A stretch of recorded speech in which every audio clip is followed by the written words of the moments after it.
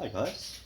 So, over the last 12 months I've been planning to build a ultra low temperature freezer, cryogenics unit.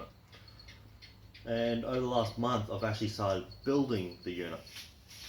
And as you can see, I've only recently just completed it. Now, where's your usual freezer, like commercial? If you're lucky, you'll get down to about minus 20, minus 30. These units are designed to get down to well below minus 80, right up to about down below minus 100. So, originally I used to use an evaporator like this, tethered to a single stage condensing unit. Now, for a period of time it actually worked quite well. Like I'd use it for condensing low pressure gases or any experiments like that. But at best I could only get about minus 25 or minus 30 if I was lucky. It was really hard to get any lower than that. And the reason being is most refrigerants or like propane or whatnot will only get down to about minus 30 at most. And in order to push it to get even colder, you've got to use insane amounts of energy, and it's just not a viable approach. So the alternative is to use a two-stage system like this one. Now, this system uses ethylene gas in its second stage evaporator. Now, I know some people will be thinking, like, why not just use ethylene in a one stage? The problem is, in order to get ethylene gas to condense into a liquid, you've got to cool it down to below 9 degrees.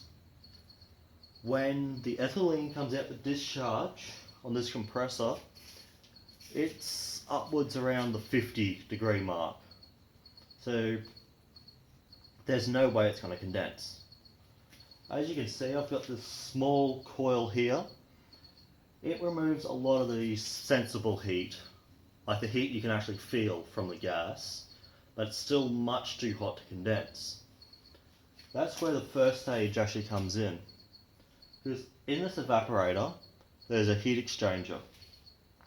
One coil is tied to the first stage evaporator, and it cools down the condensing coil for the second stage. Now this system will bring 50-degree discharge gas down to easily minus 20. So it gives us this super cooled liquid to feed into the evaporator. As I said, I actually tried using this style evaporator with this cascade system, and what it was 2 lengths of 1/4 inch copper, about 5 meters per length, coiled up and put into a vessel like this. Now, it would get down below minus 50, but by that time it was just sweating like crazy, just because like there's only 20 mil insulation on this. And also, before I had this section, the evaporator used to sit where the electronics are. And in this V block here used to sit this heat exchanger. This was the original one that I was trying to use. It's a shell and tube style heat exchanger. So essentially, there's a heap of small pipes running lengthwise with 2 plates capping that off. My first stage would boil through here, and the ethylene would be fed over the cold pipes. Now, these heat exchangers work exceptionally well, but because I'm using so little ethylene in the system, it started causing capacity issues. Like a lot of liquid was getting caught up in this and was beginning to starve my evaporator coil.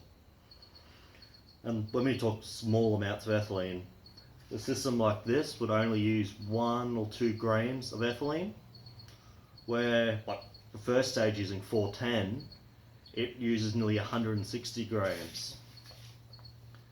Now the reason for that is, when the system's turned off, the ethylene gas will remain as a gas. So we don't want the pressure to rise too high in the system.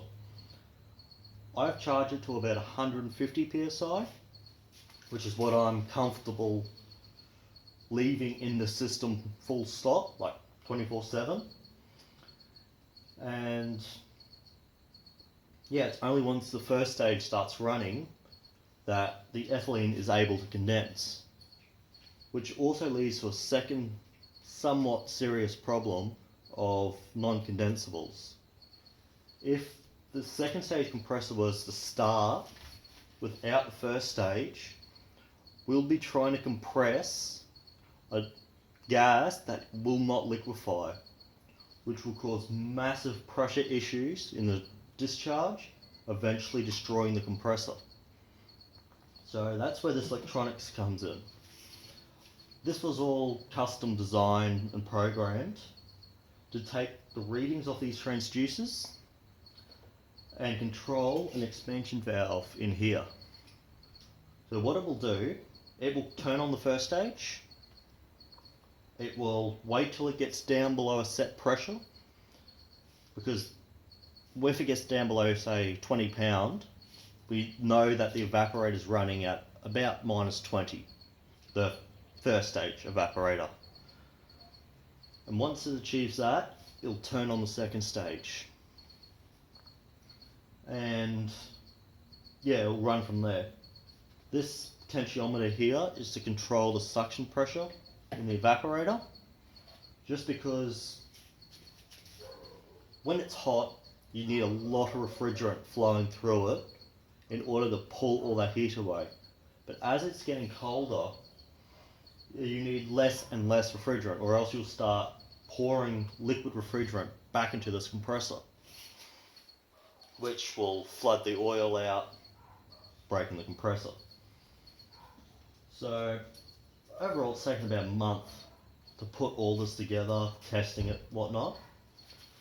So I'll just turn it on. Quickly. Because the second stage runs at such low suction pressures, it causes issues where oil starts getting trapped in the refrigerant lines, especially in the discharge. So what I've installed, you can just see it back here. Actually, I'll bring you up. Is this bulb looking thing here, which is an oil separator. So the hot discharge goes in here and expands, which slows down the gas, which when it slows down, it drops the oil from the gas, and obviously the discharge gas runs out into a coil. Then every 15 minutes for 5 seconds, this solenoid turns on, which will feed the oil into the suction on the compressor.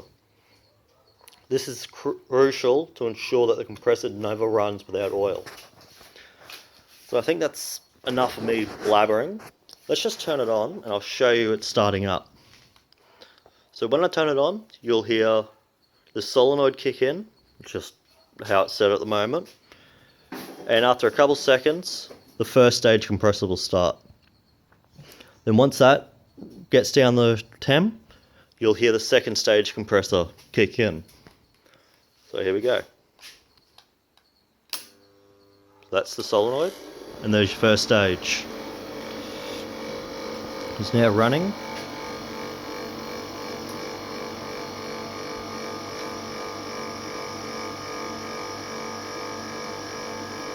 And there's the second stage. Now, it's been running a little bit tonight, but it gets that cold that most temp probes aren't able to read the temperature it's running. Excuse me. That's what this temperature probe here is for. This actually contains CO2 gas, which when it cools down to -100, will begin pulling this needle into a vacuum. This is a vacuum gauge. And that's how I'm gauging the temperature of this evaporator. So I hope you found this video interesting, guys. If you did, please leave a like, comment, and tell me about what you'd like to see in the next video. Maybe for me to go in a little bit more in depth about this device or another project. Okay, thanks guys, bye.